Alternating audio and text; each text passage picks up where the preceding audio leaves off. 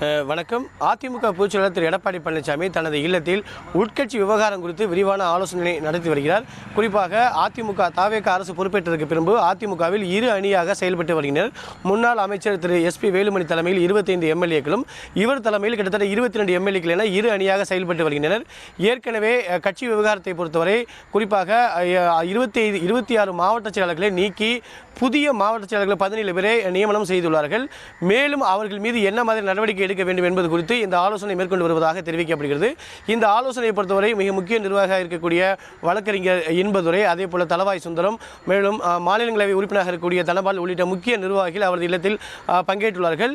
மேலும் அவர்கள் கட்சி பதவி பறிக்கப்பட்டுள்ளது, மேலும் அடிப்படை உறுப்பினர் உள்ளிட்ட பதவிகளை பறிப்பது குறித்து விரிவாக ஆலோசிக்கப்பட்டு வருவதாக தெரிவிக்கிறது. மற்றொரு விவகாரம் குறித்து தமிழக பொறுப்பு ஆளுநர் தற்போது கேரளாவில் உள்ளார். அவர் சென்னை திரும்பியதும் அதிமுக பொதுச்செயலாளர் திரு எடப்பாடி பழனிசாமி சந்திப்பதற்கு திட்டமிட்டுள்ளார்.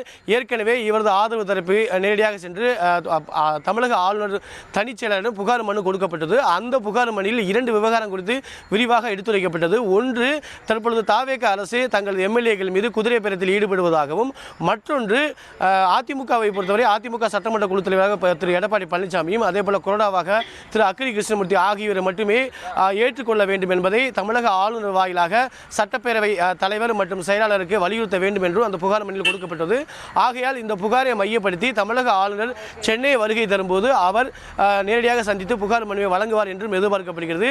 குறிப்பாக தற்பொழுது அதிமுக பொதுச்செயலாளர் திரு எடப்பாடி பழனிசாமி ஏற்கனவே கட்சி பொறுப்பை நீக்கப்பட்ட 26 மாவட்ட செயலாளர்கள் மீது அடிப்படை உறுப்பினர் உள்ளிட்டவைகள் குறித்து நீக்கலாம் என்றும் எதிர்பார்க்கப்படுகிறது. ஆனால் எதிர்த்தரப்பை பொறுத்தவரை நாங்கள் அதே பொறுப்பில் நீடிப்பதாகவும், எங்களால் கட்சியிலிருந்து நீக்குவதற்கு அதிமுக பொதுச்செயலாளர் திரு எடப்பாடி பழனிசாமிக்கு உரிய அதிகாரம் இல்லை என்றும், விரைவில் அதிமுகவின் பொதுக்குழு மற்றும் செயற்குழு கூட்டத்தை கூட்டி தேர்தல் தோல்விக்கான காரணம் என்ன என்பது குறித்து விரிவாக கண்டறிய வேண்டும். அது குறித்து ஒரு உண்மை கண்டறியும் குழுவை ஏற்படுத்த வேண்டும் என்பது எதிர்த்தரப்பில் இருக்கக்கூடிய விவாதமாக உள்ளது.